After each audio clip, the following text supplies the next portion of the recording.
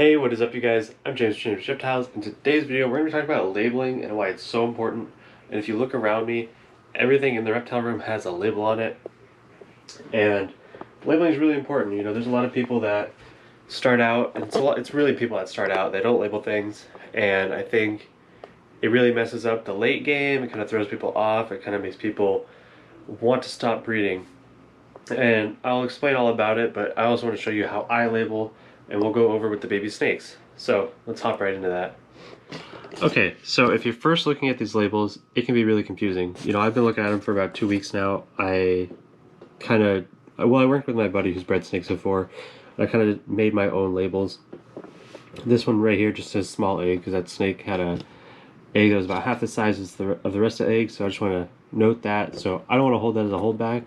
It's a small egg. You never know, it might lay small eggs. I will mention that when I sell it. Right, that's something important to keep track of. If I didn't keep track of that, if I held this back, who knows, maybe that snake would take longer to grow. Maybe the babies wouldn't be as big and healthy.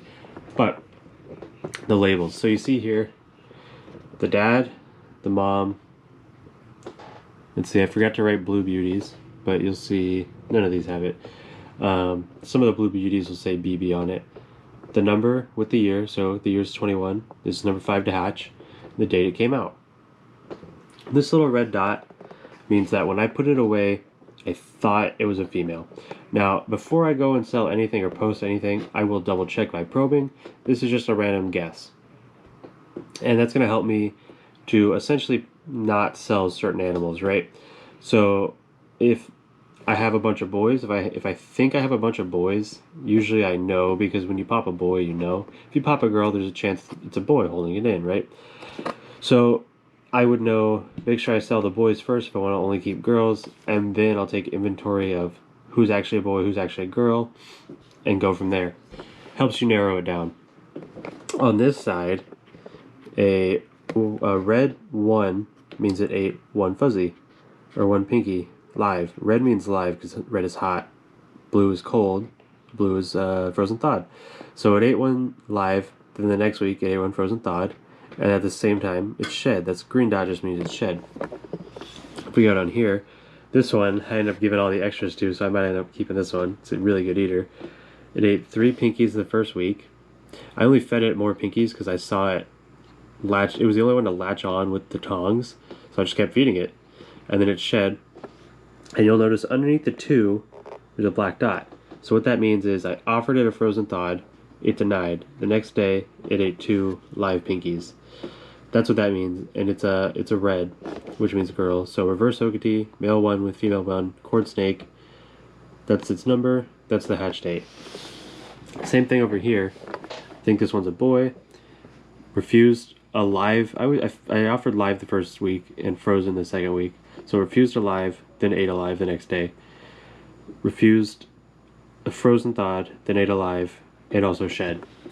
And pretty much the same thing down here. Ate right away, refused, ate, and a shed. Most of these that say shed, they shed like the same day I fed them. Just because I started feeding them really early.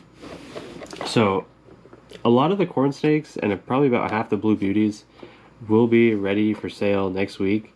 Probably about 4 to the 10 beauties, probably about 5 of the corn snakes, we'll see.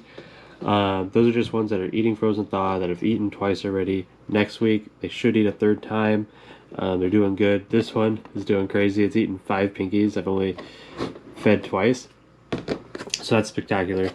But I label everything in the reptile room, and I really want to talk about why it's important. So let's look at this one in particular. This one has a question mark, and the reason for that is the eggs, when the eggs hatched out and I put them away, I didn't put labels on them. I'm like, I'll do it tomorrow. Well, a couple days went by and I couldn't remember which egg box they took them out of. So I labeled them as question mark. They're obviously, you know, black knights, and they were, you know, some were snows, but they're probably het for all this other stuff, because everything in here is het or visual or a pos het. So they're definitely pos het, but these are really nice. And I'm pretty sure I know who they are, who the parent is. Let me turn you around. Just because the same parent produces ones that look a lot like that, and they're pretty unique. Um, so the reason I think this is really important, especially for new people, is if you don't know the genetics, people buy on genetics. People want certain colors, especially breeders. They want to know the genetics, right? If you don't label something, it's harder to sell. So in theory, those are going to be harder to sell. So what I have to do to make sure they sell is I have to lower the price to make someone say, well, it's not labeled, but it's cheaper, I can afford that one, right? Or someone who wants it as a pet is, well, it doesn't, I don't know the genetics, but that doesn't matter. So why get the one that's more expensive when I get the cheaper one? So you're losing money, you're selling animals, unknown animals, which is never good because you always want to know. Cause I want to know the genetics when I buy an animal, so I don't want to sell an animal that I don't know the genetics of, right? So it's always a hard push and pull, and you got to make sure you're doing the right thing, because that's what you would want other people to do. So it's really hard, and I think it discourages a lot of people.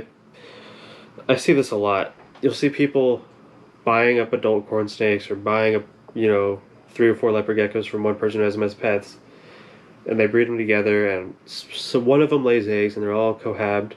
They don't know who laid the eggs. They don't know what the parents are, and they produce these normals, and they go, what the heck? The parents are, the mom's a purple, obviously it's blizzard, and the dad's a patternless or something, or an albino, and they come out normal, and people get upset.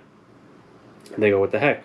Or even if they know that they're double heads, if they don't know the exact morphs that they are, or that the parents could be pos heads, it's hard to label them. The dad could be albino. You don't know what kind of albino. There's 3 kinds. And yes, Bell is obviously different, but sometimes Rainwater and Tremper look alike, and even sometimes Bell looks alike, even sometimes, and it makes it hard to sell the babies, and so people end up getting stuck with all these babies, and it's their first year. They don't have anywhere to keep them as they grow up because they don't have any gecko money because they haven't been breeding. They can't sell them for a lot of money to buy themselves a baby rack or all this. It's stuff like that that really discourages people. And I see this a lot. I see it all the time. And I even did this. Everyone, if you really, really want to get into it and you have 6 random leopard geckos or 6 random ball pythons or whatever, everyone ends up selling their stuff and starting over. I've seen it with bearded dragons, I've seen it with corn snakes, I've seen it with ball pythons, leopard geckos, crested geckos. I've seen it with everything, right? And I did it with leopard geckos. When I got into leopard geckos, I have a normal male, I bought him an albino female from a pet shop. It was a reptile shop, but it just said albino. So that was Malloy, and he had a girlfriend back in the day. I ended up selling her. And I bought a group of geckos from an old coworker who was cohabbing them. They were all in terrible condition. It was what I thought was a blizzard, which is actually, her name's Trixie. She's the one I bred Apex to. So I got her, I got like a Bell male, and a couple other females. So I kept them for a while. I ended up selling everything I had except for Malloy and Trixie. Malloy I kept for sentimental reasons, and Trixie I needed something to breed my Black Knight to. So I sold them all off, bought the Black Knight, and I thought she was a blizzard, and I was like, oh, Black Knight Eclipse times a blizzard, that'll be really cool, no one's doing that. People are doing it now, but it's, very early stages. Like, we think someone produced one last year, but I saw the pictures of it as a baby. It sold for like $900. I don't think it was a Blizzard Eclipse Black Knight. But anyway, Trixie wasn't labeled. Well, 2 years down the road, I bred her out, and she's not a blizzard, she's a Super Snow patternless, so that's awesome. Super Snow patternlesses and Super Snow blizzards look a lot alike. It is unfortunate, but that's the way the cookie crumbles. Now I know everything in my collection isn't het blizzard, it's het patternless. So labeling is really important for you, for other people, to help you with your business if that's what you want to do. But that's going to be it for today's video. Make sure to like, comment, subscribe. All that definitely helps with the channel.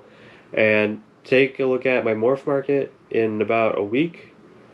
You might start seeing snakes up there. I don't know if you'll see blue beauties. I got a couple people waiting for them, so I don't know. Stuff always falls through, but I don't know exactly what's going to be available. So keep your eyes and ears open. If there's something specific you want, message me about it. And with that, have a good one. Peace out.